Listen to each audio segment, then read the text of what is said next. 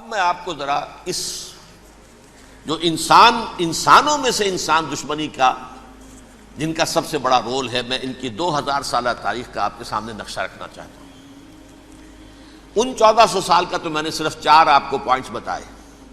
موسیٰ سے عیسیٰ تک 1400 برس علیہم الصلوۃ والسلام، 2 مرتبہ عروج، 2 مرتبہ زوال، اشیریوں کے ہاتھوں پٹوائی، بابلیوں کے ہاتھوں پٹانا، گریکس کے ہاتھوں مرمت، رومنس کے ہاتھوں مرمت۔ یہ جو 2000 سال ہیں، کیونکہ اب تو ظاہر بات ہے 21ویں صدی شروع ہو گئی، 20 صدیاں حضرت مسیح کو پوری ہو گئی۔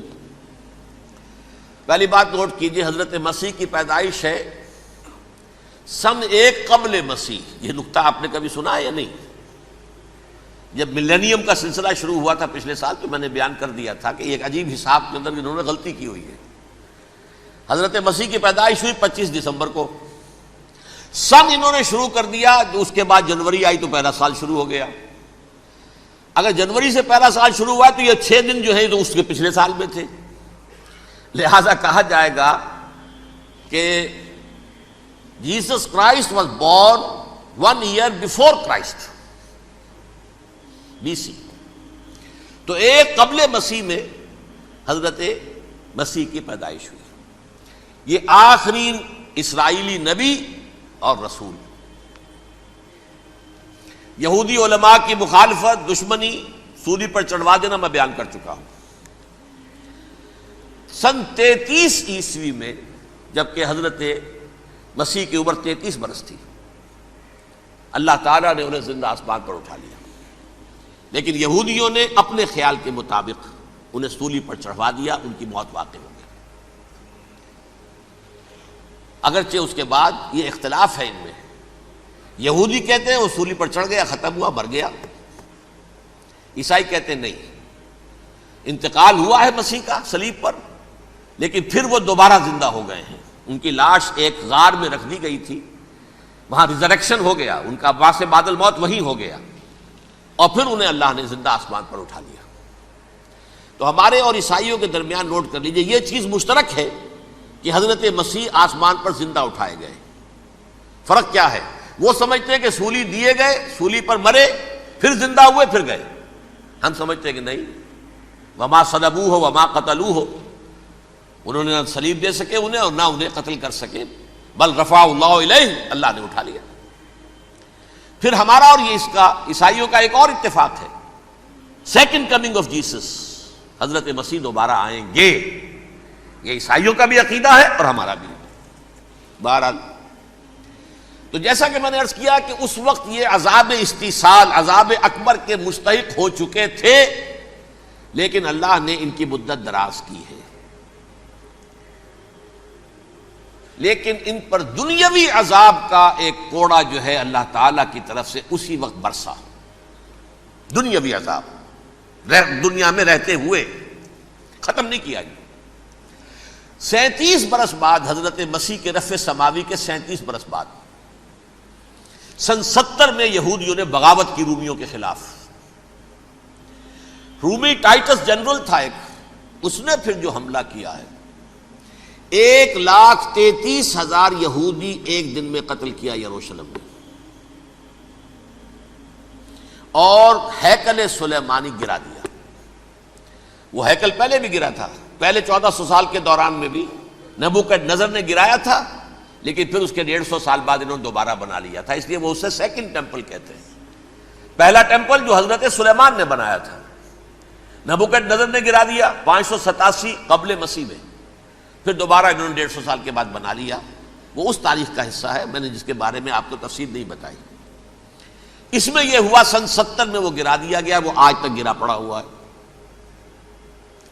نمبر 2، یہ کہہ دیا گیا کہ یہودیوں اس ارض فلسطین سے نکل جاؤ، تم یہاں نہیں رہ سکتے اب۔ لہذا جس کا جہاں سینگ سمایا چلا گیا، یورپ میں چلے گئے، ایشیا میں آ گئے، عرب میں آ گئے۔ یہ 3 قبیلے جو رات بھی میں نے عرض کیا تھا، بنو قینقاع، بنو نذیر اور بنو قریظہ، یہ وہاں سے آ کے مدینے میں آباد ہو گئے، جس کا جہاں سینگ سمایا۔ افریقہ میں، ہندوستان میں، جہاں چلے گئے۔ ڈایاسپورا اسے کہتے ہیں، وہ آپ نوٹ کر لیجیے اس لفظ کو، ڈایاسپورا، ہمارا دور انتشار، جبکہ ہمیں ہماری اصل سرزمین تو فلسطین ہے، حضرت ابراہیم کا مسکن، حضرت اسحاق حضرت یعقوب کا مسکن فلسطین، یہ ہے ہماری اصل جاگیر، یہ تو ہماری جدی پشتی جاگیر ہے، لیکن یہاں سے نکال دیے گئے سن 70 عیسوی میں، اور وہاں سے لے کے 1917 تک ان کا ڈایاسپورا جاری رہا۔ یہ دور انتشار ہے۔ اس دور انتشار کے اب چند حصے ہیں جس کو میں چاہتا ہوں کہ آپ علیحدہ علیحدہ سمجھ لیں۔ دور انتشار کا جو پہلا جو ہے تقریباً 300 برس رومی حکمران تھے، وہ یہودیوں کے بھی دشمن تھے اور عیسائیوں کے بھی دشمن تھے، عیسائی اور یہودی ایک دوسرے کے بھی دشمن تھے، لیکن رومی سمجھتے تھے کہ یہ ایک ہی تھیلی کے چٹے بٹے ہیں۔ رومیوں کے نزدیک عیسائی بھی یہودیوں ہی کا ایک فرقہ تھے، کوئی علیحدہ مذہب تو تھا ہی نہیں، لہذا رومی جو ہیں رومنز وہ ان دونوں کو ستاتے تھے، مارتے تھے، اور یہ آپس میں لڑتے تھے، یہودی عیسائیوں کو مارتے تھے، عیسائی یہودیوں کو مارتے تھے۔ یہ ہے 300 برس تک کی تاریخ۔ سن 300 عیسوی میں کیا ہوا؟ ایک معجزہ ہو گیا۔ بہت عظیم ایمپرر کانسٹینٹائن، قسطنطین اعظم، رومن ایمپررز میں سے بہت بڑا ایمپرر، وہ عیسائی ہو گئے۔ اب تو معاملہ بالکل تلپٹ ہو گیا، پوری سلطنت عیسائی ہو گئی۔ اب عیسائیوں کے عیش ہو گئے اور یہودیوں پہ مار پڑنی شروع ہوئی۔ اب عیسائیوں کا آپ خود سوچئے کہ جنہیں وہ خدا بنا بیٹھے ہیں، خدا کا بیٹا قرار دے رہے ہیں، ان کے قاتل کون؟ یہودی بدماش۔ لہذا ان کی وہ پٹائی شروع ہوئی ہے یورپ میں، پوری رومن امپائر میں، انہیں ذلیل کیا گیا، شہروں میں آمد بند، علیحدہ رہو، گھیٹوز کے اندر رہو۔ یہودی کا نام جو ہے وہ گالی بن گیا، جیسے آج بھی یہودی گالی کہتے ہیں، جیسے خنزیر کا لفظ، آخر وہ بھی اللہ کی مخلوق ہے، لیکن آپ کو معلوم ہے کوئی شخص زبان پہ نام نہیں لانا چاہتا خنزیر کا، سور کا، ہے تو مخلوق، وہ بھی ایک حیوان ہے۔ ایسے ہی یہ ہے یہودی، یہودی گالی، جیوٹ گالی۔ لہذا ایک طرف تو ان دونوں کے درمیان دشمنی، جس کو قرآن کہتا ہے وَأَغْرَيْنَا بَيْنَهُمُ الْعَدَاوَةَ وَالْبَغْضَاءَ، ہم نے ان کے مابین دشمنی جو ہے پیدا کر دی ہے۔ اور جب یہ پوری سلطنت عیسائی ہو گئی تو قافیہ تنگ ہو گیا یہودیوں کا۔ اب آئیے 571 عیسوی، یعنی جب کہ ڈایاسپورا کو کتنا عرصہ ہو چکا تھا؟ 500 برس۔ سن 70 سے شروع ہوا نا ڈایاسپورا، جب ٹائٹس نے گرایا ہے ہیکل کو اور نکال باہر کیا انہیں فلسطین سے، بھاگ جاؤ یہاں ایک یہودی بھی نہیں رہے گا، فلسطین سے نکال دیے گئے۔ اس کے پورے 500 برس بعد سن 571 عیسوی میں حضور کی پیدائش ہوئی، ولادت باسعادت محمد الرسول اللہ صلی اللہ علیہ وسلم۔ 610 میں آپ پر وحی کا آغاز ہوا،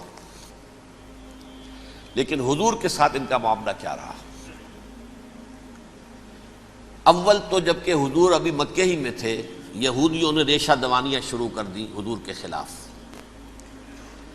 قریش مکہ کو سکھاتے تھے، پڑھاتے تھے، ان سے یہ پوچھو، ان سے یہ پوچھو، یہ اس طرح تنگ کرو، ان سے یہ امتحان لو، یہ آپ کے علم میں ہے۔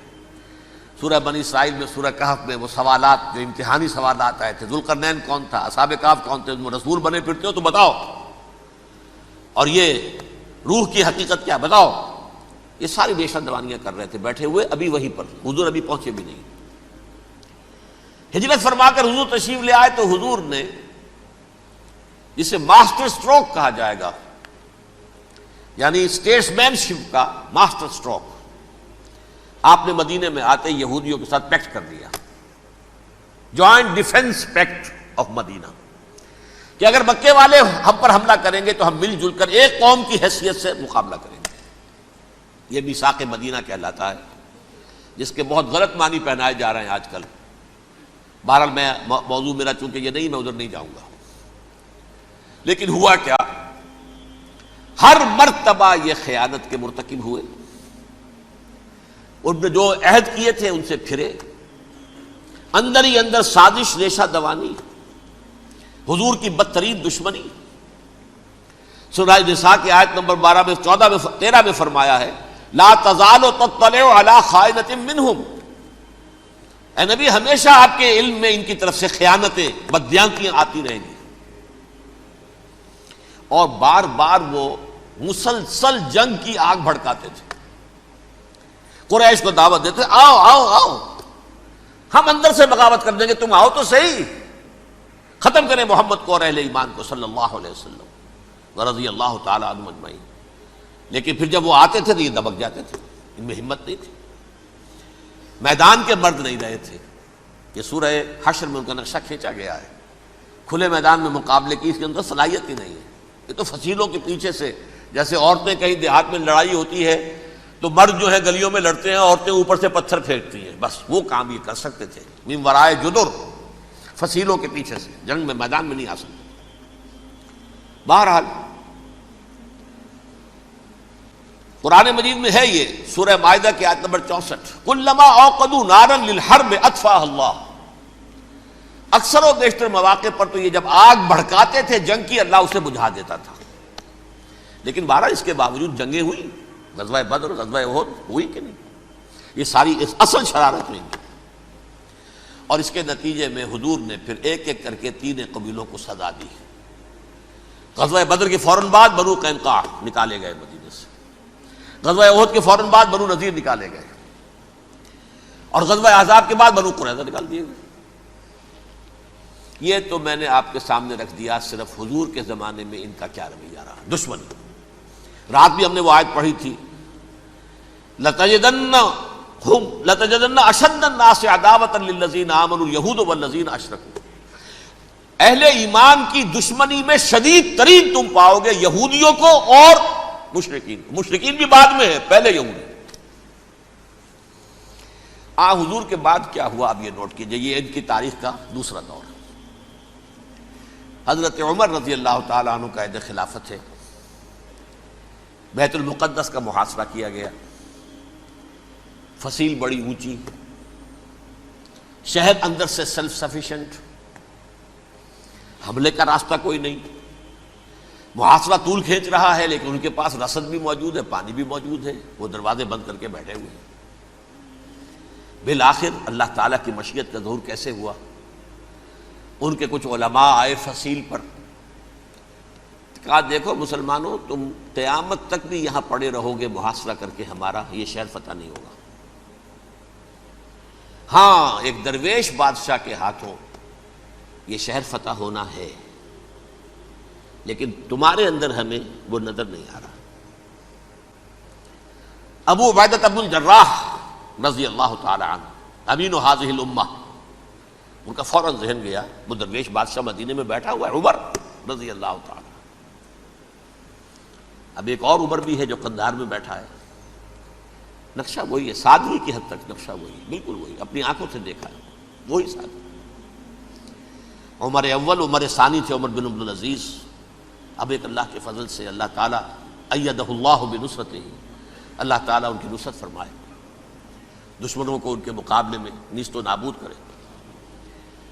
انہوں نے ریکویسٹ بھیج دی کہ حضور تشریف لائیے، یہ شہر فتح ہو جائے گا. وہ ہے سفر تاریخی، اتنا طویل سفر، تقریباً 700 میل، ایک اونٹ، ایک خادم، ایک منزل پہ امیر المومنین اوپر بیٹھے، خادم آگے چل رہا ہے، اگلی منزل پہ خادم اوپر بیٹھا ہے، امیر المومنین آگے جا رہے ہیں. اور جب پہنچے ہیں تو وہ باری تھی خادم کی. انہوں نے ہاتھ جوڑ دیا، حضور خدا کے لیے تم کیا کہیں گے لوگ، وہ میرا برا حال کر دیں گے، تمہیں شرم نہیں آئی؟ امیر المومنین پیدل آگے چل رہے ہیں نکیل پکڑ کر، اور تم بیٹھے ہو اوپر براجمان ہو. حضرت عمر فرمایا الدور دورک، نہیں باری تمہاری ہے، بیٹھ. اس حال میں پہنچے ہیں. اور پھر یہ کہ ابو عبیدہ بن الجراح آئے ہیں، استقبال کیا ہے تو دیکھا ہے اس حال میں چلے آ رہے ہیں. عمر نکیل پکڑے ہوئے چلے آ رہے ہیں، اور کہتے ہیں کہ کہیں کیچڑ ویچڑ تھا، جوتے خراب ہو گئے تھے، وہ بھی اتار کے ہاتھ میں پکڑے ہوئے، کپڑے تو تھے ہی پھٹے ہوئے. انہوں نے کہا بھی حضرت ابو عبیدہ نے، دیکھیے یہ بڑا متمدن ملک ہے، بڑا مہذب علاقہ ہے، یہ آپ ذرا حلیہ اپنا درست فرما لیں تب جا کے پیش ہم آپ کو کریں گے. آپ نے فرمایا نحن قوم اعزنا اللہ بالاسلام، ہم وہ قوم ہیں جنہیں اللہ نے عزت دی ہے اسلام کے ذریعے سے. کپڑوں کے ذریعے سے نہیں، دولت کے ذریعے سے نہیں۔ اسی حال میں گئے ہیں، اوپر سے انہوں نے کھڑے ہو کر نشانیاں دیکھی ہیں، اپنی کتابیں کھولی، ہاں یہ وہی ہے، اچھا لو جی سرنڈر، شہر تمہارے ہاتھ میں۔ خون کا ایک قطرہ نہیں بہا اور بیت المقدس فتح ہو گیا۔ لیکن اس وقت حضرت عمر نے ایک نرمی یہ کی کہ یہودیوں کے لیے بھی اسے اوپن سٹی قرار دے دیا۔ یہ احسان عظیم حضرت عمر کا، اس سے پہلے یہودی آ ہی نہیں سکتا تھا، داخل ہی نہیں ہو سکتا تھا، وہاں وہ آ کر وزٹ نہیں کر سکتا تھا، زیارت نہیں کر سکتا تھا اپنے مقدس مقامات کی۔ حضرت عمر نے یوں سمجھیے کہ تقریباً 550 برس کے بعد ان کے لیے راستہ کھولا ہے کہ ہاں تم آ سکتے ہو، زیارت کر سکتے ہو۔ لیکن یہ عیسائیوں نے لکھوایا معاہدے کے اندر، انہیں یہاں آپ آباد ہونے کی اجازت نہیں دیں گے، لیکن کم وزٹ دی پلیسز، دیکھیں زیارتیں کریں اور جائیں۔ یہ معاہدہ حضرت عمر کا ہے رضی اللہ تعالیٰ، جو پھر خلافت راشدہ کے بعد بنو امیہ نے بھی اس کو آرڈر کیا، بنو عباس نے کیا، پھر جو ہمارے یہ ترکوں میں اندر خلافت آئی تو ترک خلفاء نے بھی اس معاہدے کی پوری پابندی کی۔ فلسطین میں آ سکتے ہیں یہودی صرف زائرین کی حیثیت سے، وہاں آباد نہیں ہو سکتے۔ اب آئیے اگلا دور آیا حضرت عثمان کا دور خلافت۔ یہ ہے وہ وقت کہ اب یہود نے امت مسلمہ کی پیٹھ میں چھرا گھونپا۔ وہ کیسے؟ ایک یہودی عبداللہ ابن سبا اسلام کا لبادہ اوڑھ کر آ گیا، معاشرے کا جائزہ لے لیا، ان میں بنو ہاشم اور بنو امیہ میں جو پرانی کشاکش تھی اس کے کچھ نہ کچھ جراثیم باقی ہیں، اگر ان کو ذرا بھڑکا دے تو مسلمانوں میں انتشار پیدا ہو جائے۔ کہا یہ عثمان کون ہے؟ یہ تو بنو امیہ میں سے ہے، یہ حق تو بنو ہاشم کا ہے، خلافت ان کے پاس ہونی چاہیے، محمد کے تو رشتہ دار وہ ہے صلی اللہ علیہ وسلم۔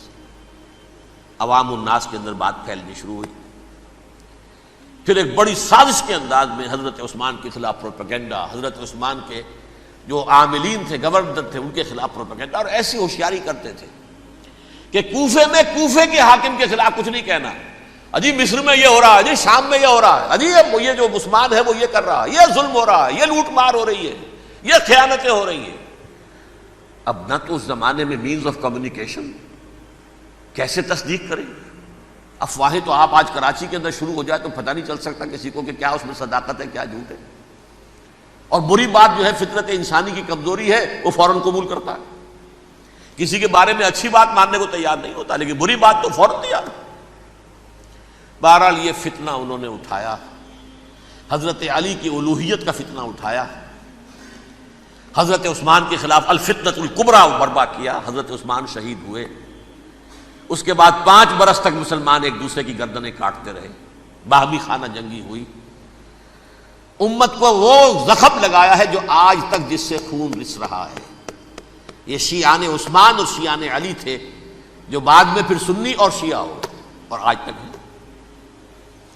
فتنہ کس نے جگایا؟ ایک عبداللہ ابن سبا یہودی اور اس کے کارندے، شیطان کا ایجنٹ، اور انسانوں میں سے بھی اس کے جو بھی حواریین تھے اور شیطانوں کے اندر سے بھی تھے، انہوں نے بھی اس آگ کو بھڑکایا۔ یہ آپ سوچ لیجئے کہ یہ کس نے وہ زخم لگایا؟ یہودی۔ اگلا دور آیا، خلافت راشدہ ختم ہوئی، بنو امیہ کا بھی دور کافی گزر گیا۔ طارق ابن زیاد 712 عیسوی میں حملہ کرتے ہیں اسپین پر۔ اسپین اس وقت عیسائیت کا بہت بڑا گڑھ، بہت بڑا گڑھ، بڑے کٹر ترین عیسائی جو ہے وہ اسپین میں تھے، لہذا یہودیوں کی وہاں بہت پٹائی ہوتی تھی، بہت پٹائی ہوتی ہے، میں بتا چکا ہوں، دشمنی تھی ان کی تو چلی آ رہی تھی عیسائیوں کے ہاتھوں یہودیوں کی، وہ تو سن 300 عیسوی سے ایمپرر کانسٹنٹائن کے بعد سے شروع ہو گئی تھی۔ اس حوالے سے یہودیوں نے اس وقت چالاکی یہ برتی، کچھ راستے واسطے بتائے، کچھ مدد کی طارق ابن زیاد کی۔ طارق ابن زیاد نے انہیں اپنا محسن سمجھا، ہسپانیہ فتح ہو گیا تو یہودی چونکہ محسنین کی فہرست میں آ چکے تھے، انہیں بہت اقتدار نصیب ہوا، بڑی سپورٹ مسلمانوں نے دی۔ ان کے بڑے بڑے علماء جو ہیں اسی دور کے اندر پیدا ہوئے، بڑے بڑے تھنکرز ان کے اسی دور میں پیدا ہوئے۔ بن گوریون جو کہ ایک وزیر اعظم تھا اسرائیل کا، اس نے یہ لکھا ہے اپنی کتاب میں، Muslim Spain was the golden era of our diaspora. وہ ڈائسپورا جو 70 عیسوی سے شروع ہوا تھا اور 1917 عیسوی تک جاری رہا ہے، اس میں سے گولڈن ایرا ہمارا جو تھا وہ مسلم اسپین تھا. ہسپانیہ میں بیٹھ کر ہم نے عیش کیے. لیکن وہاں سے انہوں نے اور جو کچھ کیا، یہ تو داستان کے بہت سے گوشے ہیں، لیکن میں جس اسٹریٹ لائن میں چل رہا ہوں اس کے اعتبار سے ایک بات سمجھ لیجیے. وہاں بیٹھ کر انہوں نے اب عیسائیت کی پیٹھ میں چھرا گھونپا، پروٹیسٹنٹ مذہب پیدا کیا، تقسیم کر دیا. جیسے شیعہ سنی کی تقسیم، عبداللہ ابن سبا، رومن کیتھولک اور پروٹیسٹنٹ کی تقسیم، یہودی علماء. ہوتا کیا تھا؟ ہسپانیہ کی یونیورسٹیاں ہیں، کارڈووا میں ہے، ٹولیڈو میں ہے، گریناڈا میں ہے، غرناطہ، قرطبہ، تولیتلا، اور وہاں آتے تھے لوگ. فرانس سے چلے آ رہے ہیں نوجوان پڑھنے کے لیے، جرمنی سے چلے آ رہے ہیں، اٹلی سے چلے آ رہے ہیں. 3 ہی ملک قریب ترین پڑھتے ہیں سینٹرل جو یورپ کے ہیں. یہاں پر جو ہے وہ اسلام جو نور پھیلا رہا تھا اس سے بھی مستفیض ہوئے. جہالت کے جو ہے پردے ان کے وہ چھٹے. اس کے ساتھ ہی وہ یہودی وہاں ان کے اندر جو جراثیم داخل کر رہے تھے وہ اس عیسائیت کے خلاف بغاوت تھی جو اس وقت دنیا میں عیسائیت اس وقت تھی. پوپ کا راج تھا دنیا میں اس وقت. یورپ میں جو عیسائیت تھی اس میں ایک طرف بادشاہ تھے، لیکن بادشاہوں کی حیثیت وہاں پر یوں سمجھ لیجئے کٹ پتلیوں کی تھی. اصل قوت پوپ کے ہاتھ میں تھی. اور پوپ کو انہوں نے جیسے قرآن نے کہا اتخذوا احبارهم ورهبانهم اربابا من دون اللہ، چونکہ سینٹ پال نے شریعت موسوی ساقط کر دی تھی تو اب شریعت تھی ہی نہیں. پوپ کو اختیار تھا جس چیز کو چاہے حلال قرار دے دے، جس چیز کو چاہے حرام قرار دے دے. اتخذوا احبارهم ورهبانهم اربابا من دون اللہ. انہوں نے کہا صاحب یہ پوپ کس بلا کا نام ہے، یہ بھی انسان ہے. بات تو ٹھیک تھی نا، اصل حیثیت تو کتاب کی ہونی چاہیے نا، ڈیوائن بک، دی ریویلڈ اسکرپچر. لہذا اور یہ کتاب ہر شخص پڑھ سکتا ہے. کوئی پوپ کے باپ کو جو ہے کوئی اس کے لیے پروپرائٹری رائٹس تو نہیں ہے کہ صرف پوپ پڑھ سکتا ہے یا پادری پڑھ سکتے ہیں. ہم بھی پڑھ سکتے ہیں، ہم بھی سمجھ سکتے ہیں. یہ باتیں تھی کہ جن کو بڑھا چڑھا کر بیان کر کے اور پوپ کا اقتدار ختم کرا دیا اور توجہ مرکوز کر دی بائبل کی طرف. اب بائبل میں بڑا حصہ تو اولڈ ٹیسٹامنٹ کا ہے. نتیجہ کیا ہوا؟ یہود کی عظمت پروٹیسٹنٹس کے نزدیک مسلم ہو گئی. اصل قوم تو یہ ہے. وہ دشمنی بدلی کہ نہیں بدلی؟ موسیٰ کے امتی یہ ہے، تورات موسیٰ کو دی گئی، ابراہیم کی نسل یہ ہے. لہذا وہ جو دشمنی تھی، جو عداوت تھی کہ ہمارے خدا کو سولی چڑھانے والے ہیں یہ بدماش، اس کا ازالہ ہوا اس پروٹیسٹنٹ مذہب کے نتیجے میں. یہ میں اب آپ کو بتاتا ہوں کہ ایک نتیجہ وہ نکلا ہے جسے برٹرنڈ رسل نے بیان کیا ہے. اس کی کتاب ہے ان پریز آف آئیڈلنس، صفحہ 108. وہ لکھتا ہے the Christians retaining the Judaic belief in special revelation added to it the Roman desire for world wide domination and the Greek taste for metaphysical subtleties. The combination produce the most fiercely persecuting religion that the world has yet known. یہ 3 چیزیں آ کر عیسائیت میں مل گئی. ایک تو جب یہ اولڈ ٹیسٹامنٹ جو ہے وہ ان کے ہاتھ میں آ گئی، اور اس کے میں کچھ آپ کو بتا دیتا ہوں کہ اولڈ ٹیسٹامنٹ کی تعلیمات، کیونکہ یہ اولڈ ٹیسٹامنٹ جو ہے یہ محرف تھی. اصل تورات تو گم ہو گئی تھی 587 قبل مسیح میں، جب پہلی مرتبہ ہیکل جو ہے تباہ ہوا ہے اس وقت ختم ہو گئی تھی. اس کے کوئی 150 سال کے بعد انہوں نے یادداشتوں سے مرتب کر کے لکھی ہے. اب اس میں ان کے اپنے خیالات، اپنے امانی، اپنی توجیحات وہ شامل ہو گئی. لہذا میں آپ کو حوالے دیتا ہوں اس کتاب کے اندر مظالم کی جو تعلیم دی گئی ہے، اہل کتاب نے اپنے مظالم قتل عام کے جواز کے لیے تورات میں تبدیلیاں کی اور پیغمبروں پر دہشت ناکی اور بدترین حرام کاری کے الزامات لگائے. سنیے، پہلا حوالہ ہے یہ گنتی باب 31 آیات 17-18. اس لیے ان بچوں میں جتنے لڑکے ہیں سب کو مار ڈالو، اور جتنی عورتیں مرد کا منہ دیکھ چکی ہیں ان کو بھی قتل کر ڈالو، لیکن ان لڑکیوں کو جو مرد سے واقف نہیں اور اچھوتی ہیں اپنے لیے زندہ رکھو. یہ کسی اللہ کی کتاب کا یہ جملہ ہو سکتا ہے؟ کسی ریویلڈ بک کا؟ اور سنیے، یہ ہے استثناء ڈیٹرانومی باب 20 آیت 16-18. پر ان قوموں کے شہروں میں جن کو خداوند تیرا خدا میراث کے طور پر تجھ کو دیتا ہے، کسی ذی نفس کو جیتا نہ بچا رکھنا، جیسا خداوند تیرے خدا نے تجھ کو حکم دیا بالکل نیست کر دینا. مرد، عورتیں، بچے، بوڑھے سب ختم. یہ کتاب مقدس ہے. اور سنیے، سموئیل باب 27 آیت نمبر 9. اور داؤد نے اس سرزمین کو تباہ کر ڈالا اور عورت مرد کسی کو جیتا نہ چھوڑا. نمبر 4، ان سب آباد شہروں کو ماں، عورتوں اور بچوں کے بالکل نابود کر ڈالا. کتاب استثناء باب 3 آیت 6. یہ ہے جو کہہ رہا ہے برٹرنڈ رسل، کرسچینٹی میں آ کر بھی یہ تین چیزیں شامل ہو گئی. ایک تو یہ باربیرین یہ تعلیم جو ہے، اور یہ مذہب کے نام پہ تعلیم، یہ کتاب مقدس کی تعلیم. نمبر 2، رومنز کے اندر جو ایک تمنا تھی ورلڈ ڈومینیشن کی، وہ عیسائیت کے اندر آ گئی. اس لیے کہ پوری رومن امپائر جو ہے عیسائی ہو گئی، تو اسے وراثت کے اندر ورلڈ ڈومینیشن کی جو ایک تمنا تھی وہ مل گئی. اور پھر یہ کہ انہوں نے جو توہمات تھے یونانیوں کے، ان کو بھی اپنے ہاں مختلف شکلوں کے اندر جمع کر لیا. ان تین چیزوں کا the combination produced the most fiercely persecuting religion that the world has yet known. اس کے نتیجے میں دنیا میں تاریخ انسانیت کے اندر جو بدترین خوخار ترین مذہب ہو سکتا ہے وہ شکل عیسائیت نے اختیار کی. اور اس کا مظہر عتم کیا تھا؟ نوٹ کیجئے، صلیبی جنگیں. ایک بات ٹائم ٹیبل کے اعتبار سے نوٹ کر لیجئے گا. فرسٹ ملینیم ختم ہوا، سیکنڈ شروع ہوا. ان کے 1000 سال ختم ہوئے تو 11ویں صدی میں سیکنڈ ملینیم شروع ہوا، تو پہلی صلیبی جنگیں ہوئی. لاکھوں مسلمان قتل کیے. صرف یروشلم کے اندر اتنا خون بہایا ہے کہ خود ان کے ہسٹورینز لکھتے ہیں کہ جب ان صلیبیوں نے جب گھوڑوں کے ساتھ وہ چل رہے تھے گلیوں میں، تو ان کے گھوڑوں کے گھٹنوں تک خون کی ندی بہ رہی تھی. جہاں سے گزرے ختم کرتے چلے گئے، آبادیاں کی آبادیاں ختم کر. اگرچہ اس کروسیڈ میں گیہوں کے ساتھ گھن بھی پسا، یہودی بھی بہت مارے گئے.